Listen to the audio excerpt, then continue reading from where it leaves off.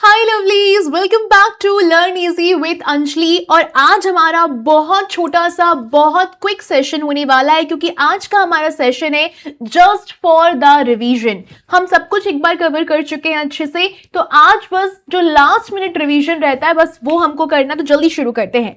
Social science class 8 chapter 1 natural resources and their use का अब है लास्ट मिनट रिवीजन का टाइम। इसको पढ़ डाला तो लाइफ झिंगा लाला, एग्जाम में नंबर झिंगा लाला। ठीक है, तो चलो शुरू करते हैं। How do we categorise natural resources?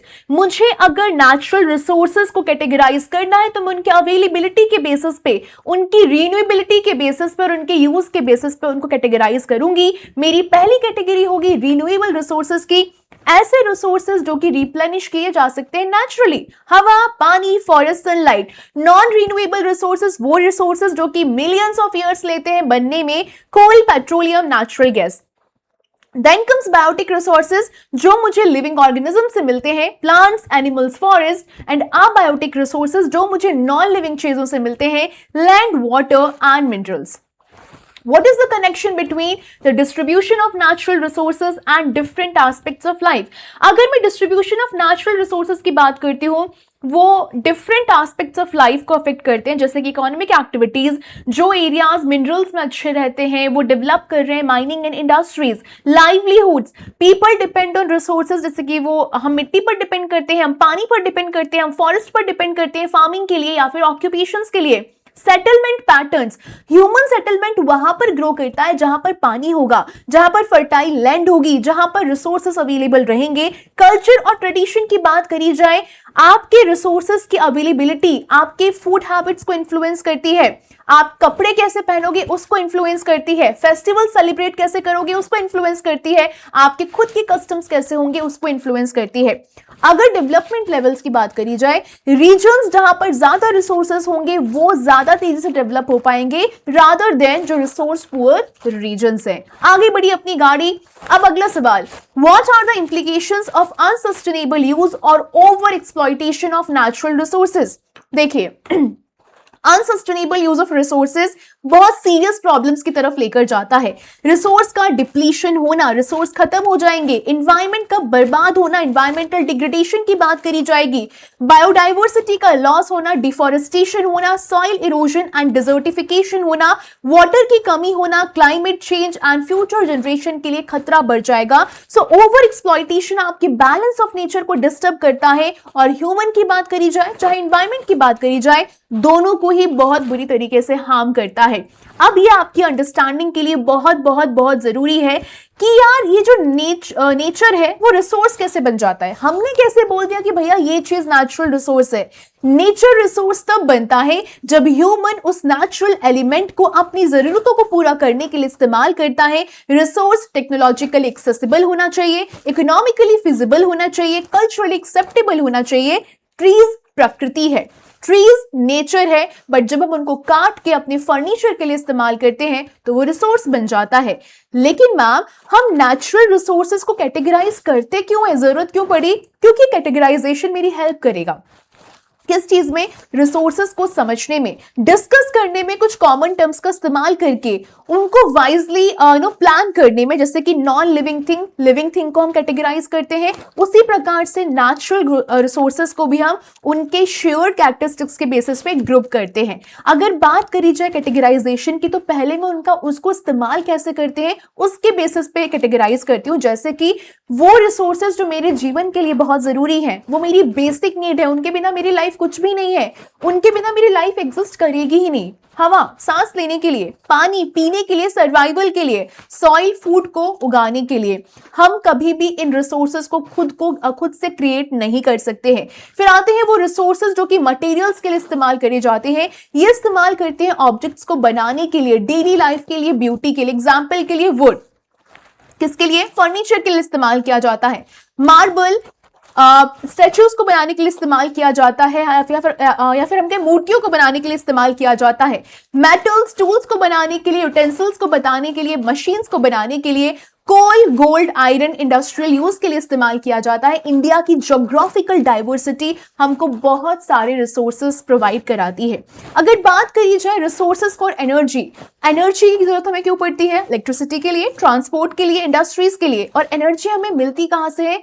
हम कोल से मिलती है, पेट्रोलियम से मिलती है, नेचुरल गैस से मिलती है, flowing water, sunlight and wind. Okay, चलिए एक चीज और बहुत बारीकी से देखना, सिर्फ वाटर मत लिख कर आना, फ्लोइंग वाटर लिख कर आना। वाटर तो कहीं एक कुएं में भी होता है, भरा है किसी बाल्टी में, हमें बहता हुआ पानी चाहिए, बहने दे बहने दे। ओके, चलिए अब मेरा कैटेगराइजेशन होगा रीन्यूएबिलिटी के बेसिस पे। नेचर कैसे काम करता है? रीस्टोरेशन के हिसाब से काम करता है, रीजनरेशन के हिसाब से काम करता है। तो अगर रीस्टोरेशन की बात करी जा रही है तो वो आपको कुछ ऐसा रिटर्न करता है ताकि ओरिजिनल हेल्दी स्टेट में वो आपको मिल जाए। जैसे कि फॉरेस्ट रीग्रो हो जाता है अगर उसमें फायर लग जाए, तो ऐसा नहीं होता कि हमको बहुत मेहनत करनी पड़ेगी। तो रीस्टोरेशन का मतलब वो आपको रिटर्न कर रहा है समथिंग अपने ओरिजिनल हेल्दी स्टेट में।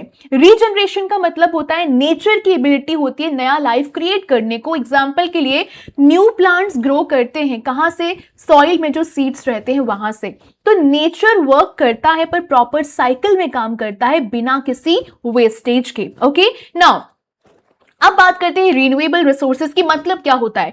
ऐसे resources which can be replenished naturally and it can be used again, अगर उसको सस्टेनेबिलिटी के साथ मैनेज किया जाए। सस्टेनेबिलिटी का मतलब क्या होता है? हमने पढ़ा था कुछ इस प्रकार से इस्तेमाल करना रिसोर्सेज का जो मेरी फ्यूचर जनरेशन को भी फायदा और मुझे भी फायदा हो जाए। Example solar energy, wind energy, flowing water, forest या फिर टिम्बर भी लिख सकते हो, and soil. Please flowing water ही मेंशन करके आना। अब कैटेगराइजेशन बेस्ड ऑन रिन्यूएबिलिटी के अंदर हम जाएं तो एक इंपॉर्टेंट कंडीशन आपको याद रखनी है, वो रिन्यूएबल तभी रहेंगे। कंडीशन याद रखना, वो रिन्यूएबल तभी रहेंगे जब हम नेचर की साइकिल को डिस्टर्ब नहीं करेंगे, जब हम उनको ओवर यूज नहीं करेंगे और ट्रीज को इस प्रकार से नहीं काटेंगे कि भैया वो पैदा तो हो नहीं पा रहा है पर पहले उसको काटे जा रहे हैं। ओवर फिशिंग नहीं करेंगे, रिवर्स को पल्यूट नहीं करेंगे। ये एक्शंस क्या करते हैं? रिन्यूएबल रिसोर्सेज को अदरवाइज नॉन रिन्यूएबल बना देंगे। फिर हम रोते रहेंगे कि भैया हमारी पृथ्वी पर तो कुछ भी अच्छा बचा ही नहीं। Okay, then comes non renewable resources का मतलब क्या होता है? ऐसे रिसोर्सेज जो कि मिलियंस ऑफ ईयर्स लेते हैं बनने में, इनको आप रिप्लेनिश नहीं कर सकते at the rate of use. Example coal, petroleum, natural gas, iron, copper and gold. Okay, अगर मैं इंडिया के कॉन्टेक्स्ट में बात करूं, इंडियन कॉन्टेक्स्ट में बात करूं, इंडिया के पास लार्ज कोल रिजर्व्स है। कोल may last only about 50 years, सिर्फ 50 साल, और डिमांड इसकी बहुत बढ़ रही है। इसीलिए नॉन रिन्यूएबल रिसोर्सेज को आपको जुडिशियसली इस्तेमाल करना है, बहुत अच्छे से इस्तेमाल करना है। सरकार जैसे आपसे कहेगी आप वैसे इस्तेमाल करोगे until cleaner alternatives are widely available। चलिए अब एक बहुत बड़ा जो प्रॉब्लम है हमारे लिए, ह्यूमन एक्शंस नेचर की साइकिल को डिस्टर्ब कर रहे हैं। एग्जाम्पल के लिए इंडस्ट्रियल वेस्ट डिस्चार्ज किया जा रहा है रिवर्स में, ओवर एक्सट्रैक्शन हो रहा है मिनरल्स का, डिफोरेस्टेशन की बात करी जाए, ओवर फिशिंग की बात करी जाए, एक्सेसिव फॉसिल फ्यूल यूज किया जा रहा है। रिजल्ट क्या है? रिवर्स बहुत पॉइजनस होती जा रही हैं, इकोसिस्टम्स अपनी एबिलिटी को लूज करते जा रहे हैं to restore and regenerate, biodiversity का लॉस हो रहा है, क्लाइमेट चेंज हो रहा है। Ecosystem functions and ecosystem services की अगर बात करी जाए, जैसे कि इकोसिस्टम फंक्शंस ही है, नेचुरल प्रोसेस क्या होता है नेचर का? ट्रीज ऑक्सीजन प्रोड्यूस करती हैं, फॉरेस्ट वाटर को फिल्टर करते हैं, फॉरेस्ट सॉइल इरोजन को प्रिवेंट करते हैं, और एनिमल्स पॉलिनेशन में हेल्प करते हैं। इकोसिस्टम सर्विसेज की बात करी जाए, When humans benefit from these functions, कैसे होगा? जब क्लीन एयर रहेगी, जब क्लीन वाटर रहेगा, फर्टाइल सॉइल रहेगी, फूड सिक्योरिटी रहेगी। अब फॉरेस्ट क्या करता है? वाटर को फिल्टर करता है, ये इसका फंक्शन होता है। इससे क्या होता है? ह्यूमंस को क्लीन वाटर मिलता है, तो वो उसकी फंक्शन से हमें क्या मिल रहा है? हमें उसकी सर्विस मिल रही है। ओके, तो हमने क्या कह दिया? Ecosystem service.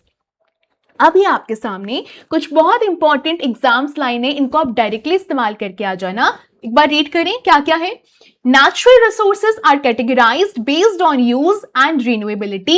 Renewable resources remain renewable only if nature's cycles are not disturbed. Non-renewable resources must be used carefully and sustainably. Unsustainable human actions disturb restoration and regeneration. ठीक है, चलिए अब बारी आती है नेचुरल रिसोर्सेज का अनइवन डिस्ट्रीब्यूशन को समझने की। नेचुरल रिसोर्सेज को इवनली डिस्ट्रीब्यूट नहीं किया गया है। अगर मैं पूरी दुनिया की बात करूं, कंट्री के अंदर की बात करूं, इनफैक्ट अपने स्टेट की भी बात करूं, तो वहां पर कभी भी ऐसा नहीं होता है कि सबको बराबर मात्रा में नेचुरल रिसोर्सेज मिलते हैं। कुछ रीजंस मिनरल्स में बहुत अच्छे होते हैं, कुछ रीजंस वाटर में अच्छे होते हैं, फॉरेस्ट में अच्छे होते हैं, कुछ फर्टाइल सॉइल में अच्छे होते हैं, लेकिन कुछ रीजंस बेचारे ऐसे भी होते हैं जिनके पास बहुत कम रिसोर्सेज होते हैं। अब ये जो अनइवन डिस्ट्रीब्यूशन है वो ह्यूमन की लाइफ को कैसे अफेक्ट करता है? अगर मैं ह्यूमन सेटलमेंट्स की बात करूं, ऐसी चीजों की बात करूं जिस प्रकार से ह्यूमन अपना घर बनाते हैं, अपनी जगह बनाते हैं, लोग इस जगह पर रहना चाहते हैं जहां पे पानी, जहां पर फर्टाइल लैंड, जहां पर मिनरल्स अवेलेबल हो। टाउन्स और सिटीज अक्सर आपने देखा होगा ऐसी जगह पर बसाई जाती हैं जहां पर रिसोर्स रिच एरियाज रहते हैं। अगर मैं इंडस्ट्रीज और एम्प्लॉयमेंट की बात करूं, इंडस्ट्रीज को आप हमेशा नेचुरल रिसोर्सेज जहां पर होंगे वहीं पर बसाओगे ताकि आपका कॉस्ट रिड्यूस हो जाए। इससे क्या होता है, लोकल पीपल को नौकरियां मिलती हैं, टाउन्स और शहरों में ग्रो होता है, ग्रोथ बढ़ती है, ज्यादा अच्छी रोड, स्कूल्स और हॉस्पिटल्स बनाए जा सकते हैं। How does uneven distribution affect human life में हमारा तीसरा पॉइंट है economic development. Resource rich regions जो रहते हैं वो ज्यादा तेजी से डेवलप होते हैं, ट्रेड इंक्रीज होता है रीजन्स के बीच में, कंट्रीज के बीच में, और जो यूनिक प्रोडक्ट्स रहते हैं आप उनको बना सकते हो लोकल के जो लोग रहते हैं रिसोर्सेज का इस्तेमाल करके, उनके स्किल्स का इस्तेमाल करके। जैसे कि अगर मैं हिस्ट्री का एग्जाम्पल लूँ तो स्पेशल स्टील, हैंडीक्राफ्ट्स, मिनरल्स, ये कैसे हुआ? ये सारे रिसोर्स रिच एरियाज में ही जाकर हमको मिले। ओके, चलिए cost and negative impacts.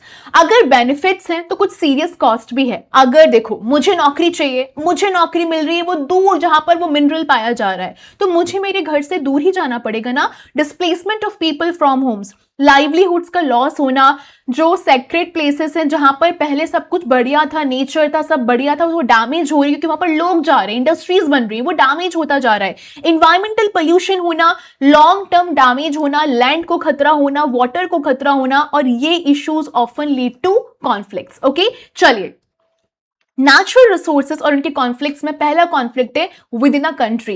Nature जो रहता है वो कभी भी पॉलिटिकल बाउंड्रीज को फॉलो नहीं करता। अगर तुम ये बोल रहे हो कि भैया देखो ये हमारा स्टेट है और ये हमारा स्टेट है, तो भैया नेचर को तो पता होना चाहिए कि मेरे स्टेट में रहना चाहिए, इधर नहीं जाएगा। नेचर ये चीजें नहीं मानता, नेचर पॉलिटिकल बाउंड्रीज नहीं मानता। एग्जाम्पल के लिए अगर कावेरी रिवर है, नदी बहेगी, नदी को फर्क नहीं पड़ता कौन सा स्टेट है, कौन सी कंट्री है। तो शेयरिंग ऑफ कावेरी रिवर किसके बीच में? कर्नाटका, तमिलनाडु, केरला एंड पुदुचेरी। और ये जो शेयरिंग होती है यहाँ पर नेगोशिएशंस की जरूरत पड़ती है, एग्रीमेंट्स की जरूरत पड़ती है, ताकि कौन कितना पानी लेगा, कौन से स्टेट में कितना पानी जाएगा, वो पीसफुली हम डिसाइड कर सकें। ओके, इंटरनेशनल कॉन्फ्लिक्ट्स तक हो जाते हैं। कंट्रीज आज तेल के लिए लड़ रही हैं, पानी के लिए लड़ रही है, मिनरल्स के लिए लड़ रही हैं, और हिस्ट्री में आज तक जितने भी वॉर्स हैं वो ज्यादातर कैसे हुए हैं? रिसोर्सेज पे कंट्रोल करने के उद्देश्य से किए गए हैं। Trade and natural resources, trade depend करता है कि वो रिसोर्स है वो कहां पर पाया गया है। जो regions exchange resources they have in excess, trade help करता है ग्रोथ ऑफ एम्पायर्स में एंड इकोनॉमीज में। अगर बात करी जाए implications for present and future generation, अगर रिसोर्सेज को आपने पूरी तरीके से एक्सट्रैक्ट कर दिया, खत्म कर दिया, इररिस्पॉन्सिबली इस्तेमाल किया, तो फिर क्या होगा? रिसोर्सेज खत्म हो जाएंगे, इन्वायरमेंट डैमेज हो जाएगा पूरे तरीके से, और हमारी फ्यूचर जनरेशन सफर करने वाली है। आपके बाद जो आएंगे वो भी बहुत सफर करेंगे। आप ये सोच रहे हो ना अभी हम 8th क्लास में, हमारे ऊपर ये संकट आने वाला है, तो बिलीव में आपके बाद तो और दिक्कत होगी। इसीलिए तो हमको पढ़ाया जा रहा है, हम स्मार्ट बनेंगे, हम सीखेंगे। इसलिए किताबी स्मार्ट बनना भी जरूरी है, बट आसपास क्या हो रहा है वो भी देखना जरूरी है। इसके लिए आप देख सकते हो भी न्यूज में चल रहा है अरावली हिल्स के बारे में। ठीक है, बाकी लाइक शेयर सब्सक्राइब भी करते जाना। ठीक है, now responsible use of nature's gifts. Nature के गिफ्ट का रिस्पॉन्सिबल यूज ये बहुत जरूरी है। हमें रिसोर्सेज को जुडिशियसली इस्तेमाल करना है, वेस्टेज नहीं करना है, सस्टेनेबल प्रैक्टिसेस को फॉलो करना है। सस्टेनेबिलिटी का मतलब होता है ऐसी प्रैक्टिसेस करना हम भी इस रिसोर्सेज का आज इस्तेमाल कर पाए और कल को मेरी फ्यूचर जनरेशन भी इसका इस्तेमाल कर पाए। बैलेंस करना है डेवलपमेंट तो करना है लेकिन कंजर्वेशन के साथ साथ करना है, और फ्यूचर जनरेशन के बारे में प्लीज थोड़ा सोच लेना, उन बेचारों का भला कर देना। तो आपके लिए कुछ की एग्जाम लाइंस हैं जो आप डायरेक्टली अपने एग्जाम में लिख सकते हो। Natural resources are unevenly distributed. Their distribution influences settlements, industries, trade and conflicts. Resource extraction brings both benefits and cost. Responsible and sustainable use is essential for long-term well-being. Okay, चलिए आगे बढ़ेंगे. The natural resource curse. क्या होता है natural resource का श्राप मिलना?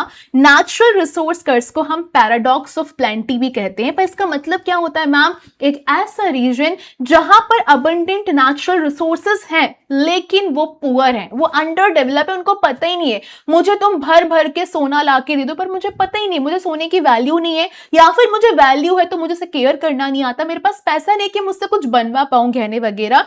ऐसा क्यों होता है? क्योंकि रिसोर्सेस क्या होते हैं? कच्चे फॉर्म में रहते हैं.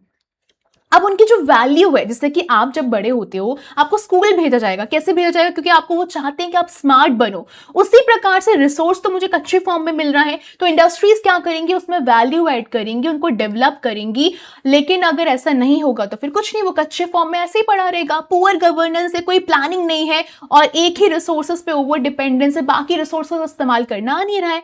तो इसका मतलब ये नहीं कि अगर मेरे पास खूब सारा सोना और अगर मुझे उसकी वैल्यू नहीं है, मुझे कदर नहीं है, मुझे पता ही नहीं इस्तेमाल कैसा करना है, तो इसका मतलब ये तो नहीं मैं अमीर हो जाऊंगी. सेम ही चीज कंट्री के साथ होती है. Simply having resources does not automatically make a country rich. Okay, अगर मैं इंडिया के केस की बात करूं, इंडिया ने बहुत अच्छे से कोशिश करी है कि रिसोर्स कर्स वो अवॉइड कर सके. उन्होंने इंडस्ट्रीज को डेवलप किया, टेक्नोलॉजी का इस्तेमाल किया, स्किल्स का इस्तेमाल किया और लॉन्ग टर्म नीड्स के लिए वो आज भी प्लान कर रहा है. तो की आइडिया ये आपके एग्जाम के लिए बहुत बहुत जरूरी है.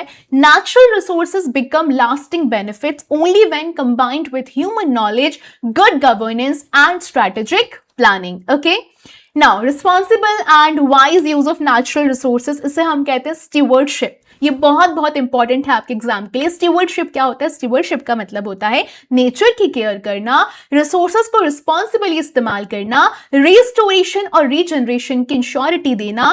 प्रॉब्लम्स क्या क्या होती है रिस्पॉन्सिबल यूज की वजह से? Scientist want that misuse of resources has caused pollution, biodiversity loss हो रही है, क्लाइमेट चेंज हो रहा है. अब अगर मुझे रिन्यूएबल रिसोर्स का रिस्टोरेशन करना है, रीजनरेशन करवाना है, तो देखो सबसे पहले तो आप ये समझो ओवर एक्सप्लॉइटेशन हो रहा है ग्राउंड वाटर का. एक्चुअली क्या हो रहा है? जो आपका ग्राउंड वाटर है वो अपने आप को रिप्लेनिश नहीं कर पा रहा है, उसके पहले उसको निकाल लिया जाता है. वाटर टेबल्स नीचे गिर रहे हैं. सिटीज के केस में ऐसा हो रहा है कि बहुत सारी सिटीज में पानी कम हो रहा है, लोगों को पानी नहीं मिल रहा है पीने के लिए. सोल्यूशन क्या है मैम? सोल्यूशन आपके सामने है. ट्रेडिशनल वाटर हार्वेस्टिंग करनी है, रिजुविनेशन करना है पॉन्ड्स का और टैंक्स का, रिड्यूस करना है वाटर वेस्टेज को, रिसाइकिल और रीयूज करना है वाटर को. सॉइल डिग्रेडेशन की बात करी जाए, क्यों होता है? Excessive use of chemical fertilisers and pesticides. Traditional practices की बात करी जाए, cow dung and organic manure, mulching, mixed cropping, respecting soil as part of Mother Earth. ये प्रैक्टिसेस हेल्प करती हैं रिस्टोर करने में किसको? सॉइल की हेल्थ को. अब आपके लिए केस स्टडी है. केस स्टडी मतलब एक रियल केस है, over exploitation of ground water in Punjab. Actually हुआ क्या था? ग्रीन रिवॉल्यूशन के टाइम पे हम हाई हील्ड व्हीट और पैडी को उगा रहे थे. अब ये जो क्रॉप्स रहती हैं, गेहूं की बात करी जाए, पैडी की बात करी जाए, तो इनको बहुत ज्यादा पानी चाहिए रहता है. अब क्या हुआ? जो फ्री इलेक्ट्रिसिटी जो इनको मिल रही थी, तो उन्होंने खूब सारा पानी खींचा, जिससे कि क्या हो गया? ओवर पंपिंग हो गया ग्राउंड वाटर का.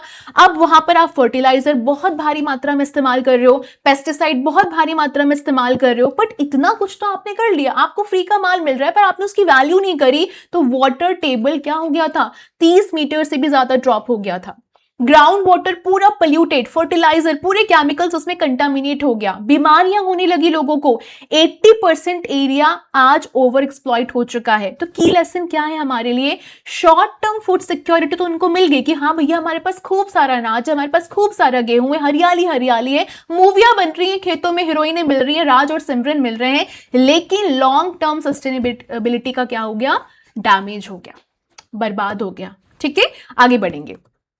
अब सीमेंट का केस लेते हैं। सीमेंट इंपॉर्टेंट क्यों होता है? पता होगा ना, घर बनाने के लिए, रोड्स बनाने के लिए, ब्रिजेस बनाने के लिए, स्कूल्स बनाने के लिए, हॉस्पिटल्स बनाने के लिए। तो प्रॉब्लम क्या है? ये one of the most polluting industries है। इसमें जो फाइन डस्ट निकलते हैं ना सीमेंट के, वो ह्यूमन लंग्स को हार्म करते हैं, अंदर जा रहे हैं, हमको पता नहीं चल रहा है। प्लांट्स के ऊपर लेयर जम रही है, प्लांट्स फोटोसिंथेसिस नहीं कर पा रहे, उनके जो पूरे होल्स रहते हैं जिससे वो अपनी पूरी फोटोसिंथेसिस की प्रोसेस करते हैं, वो कर ही नहीं पा रहे हैं, डैमेज हो रहे हैं, सूख रहे हैं, जकड़ के बर्बाद हो रहे हैं, सॉइल और वाटर खराब हो ही रहा है। तो क्या स्टेप्स लेना है? पोल्यूशन कंट्रोल गाइडलाइंस के स्टेप्स लेना है। आप उसकी जगह मड का इस्तेमाल करते हो, स्टोन का इस्तेमाल कर सकते हो, प्लांट बेस्ड मटेरियल का इस्तेमाल कर सकते हो और रिसाइकल प्लास्टिक का इस्तेमाल कर सकते हो। अब बात करते हैं ट्रेडिशनल नॉलेज की एंड सस्टेनेबल प्रैक्टिसेस की, जिसमें सबसे बहुत इंपॉर्टेंट है वृक्षा आयुर्वेदा, एक एंशिएंट इंडियन साइंस जो कि फोकस करती है प्लांट्स और ट्रीज की केयर पे, सॉइल स्पेसिफिक क्रॉप्स पे, नेचुरल पेस्ट कंट्रोल पे, क्रॉप का रोटेशन और मिक्स्ड क्रॉपिंग पे and gentle ploughing to protect soil organisms. तो अगर पेपर में ये आता है तो आप ये इसकी इंपॉर्टेंस में ये भी लिख कर आओगे ना, you will get very very good numbers. Okay, चलिए अब एक केस स्टडी है, अगेन रियल केस है, ऑर्गेनिक फार्मिंग इन सिक्किम। क्या हुआ था कि जब केमिकल फार्मिंग करी जा रही थी तो वहां पर लोगों को रियलाइज हो गया था कि केमिकल फार्मिंग से हमारे अंदर भी केमिकल्स जा रहे हैं, हम तो बीमार हो ही रहे हैं और उससे क्या हो रहा है, प्लांट्स भी बीमार हो रहे हैं। तो उन्होंने क्या किया, केमिकल फार्मिंग से ऑर्गेनिक फार्मिंग की तरफ शिफ्ट कर लिया। अब इनिशियल ड्रॉप हुआ पहले तो यील्डिंग में, या कि मतलब पहले क्या होता है ना, आपने केमिकल्स पूरे छोड़ दिए, अब एकदम से उनकी यील्डिंग नहीं हुई। यील्डिंग का मतलब होता है कि एकदम से उनके जो क्रॉप्स थे वो रिजल्ट्स नहीं दे रहे थे, लेकिन धीरे धीरे वो हार नहीं माने, धीरे धीरे धीरे रिकवर हो गया। आज उनकी इनकम बहुत हाई है, बेटर बायोडाइवर्सिटी है, टूरिज्म इंक्रीज हो रहा है और 2016 में 2016 में सिक्किम 100% ऑर्गेनिक बना था। सिक्किम आज के टाइम पे ग्लोबल मॉडल है सस्टेनेबल एग्रीकल्चर का। सो हार नहीं माननी है, ग्रेजुअली आप जरूर जरूर जीतोगे। ओके, चलिए अब नॉन रिन्यूएबल रिसोर्सेज का रिस्पॉन्सिबल यूज कैसे करोगे? Non renewables must be used judiciously, need to shift to renewable energy, stretch the use of fossil fuels until alternatives expand. Okay, अब इंडिया की लीडरशिप की बात करी जाए, इंटरनेशनल सोलर अलायंस की बात करी जाए, इसके की पॉइंट्स क्या है? इसको इंडिया और फ्रांस के द्वारा 2015 में लॉन्च किया गया था। ये सोलर एनर्जी को प्रमोट करता है सनी कंट्रीज में जहां पर सूरज एकदम भारी मात्रा में आपको उजाला देता है। इंडिया टेक्नोलॉजी प्रोवाइड करती है, फाइनेंस प्रोवाइड करती है, एक्सपर्टीज प्रोवाइड करती है। एग्जाम्पल के लिए भाड़ला सोलर पार्क जो कि राजस्थान में है, ये ट्रांजिशन बताता है फॉसिल फ्यूल से रिन्यूएबल्स की तरफ। अब बात करते हैं inequality and access to resources. Water and clean air दोनों ही इक्वली अवेलेबल नहीं होते हैं। जो पुअर सेक्शंस होते हैं, जो गरीब लोग होते हैं, वो ज्यादा सफर करते हैं एयर पोल्यूशन से, वाटर की स्कार्सिटी से, वाटर की कमी से। तो बेसिकली आपको क्या करना है? आपको स्टीवर्डशिप को फॉलो करना है, आपको लोक संग्रह को फॉलो करना है। अपनी रियल लाइफ में भी प्लीज याद रखना, ये सिर्फ किताबी चीजें नहीं है, हमें अपनी रियल लाइफ में भी इस चीज का इस्तेमाल करना है। Humans must act as stewards of nature. Bhagavad Gita का एक आइडिया है लोक संग्रह। इसका मतलब होता है, देखो, काम ऐसा करो कि सबका भला हो, गोइंग बियॉन्ड पर्सनल इंटरेस्ट। ठीक है, बड़ी बातें लग रही हैं, लेकिन एक्चुअली यही सही है। अगर खुश रहना है तो प्लीज सबको रखने की भी बहुत जरूरत है। ठीक है, सो 1 पेज एग्जाम रिवीजन क्या है, बहुत जरूरी है, करें जल्दी से। Natural resources alone do not ensure prosperity, इसको हम क्या कहते हैं? रिसोर्स कर्स कहते हैं। सस्टेनेबल यूज डिपेंड करता है आपकी नॉलेज पे, आपकी गवर्नेंस पे, आपकी प्लानिंग पे। Renewable resources must be used with in regeneration limits. Non renewable must be used judiciously. Traditional knowledge plus modern technology आपको क्या देती है? सस्टेनेबिलिटी देती है। Thank you for watching, this is Anjali Mamta Sharma on Instagram. Like, share and subscribe. और सबसे खुशी की बात यह है कि हमने लास्ट मिनट रिवीजन भी कर लिया है and now we are prepared for chapter 1 of our social science. सब कुछ खत्म हो गया, MCQ, one shot revision, MIQs and here we have completed last minute revision. अब मिलेंगे चैप्टर 2 के एमसीक्यूज के लिए बहुत जल्दी। टिल देन खुश रहो, मस्त रहो और खूब सारी पढ़ाई करते रहो। सोशल और साइंस में तो तुम लोगों को टॉप करना ही पड़ेगा। प्लेलिस्ट दोनों की डल चुकी है। Take care, bye bye.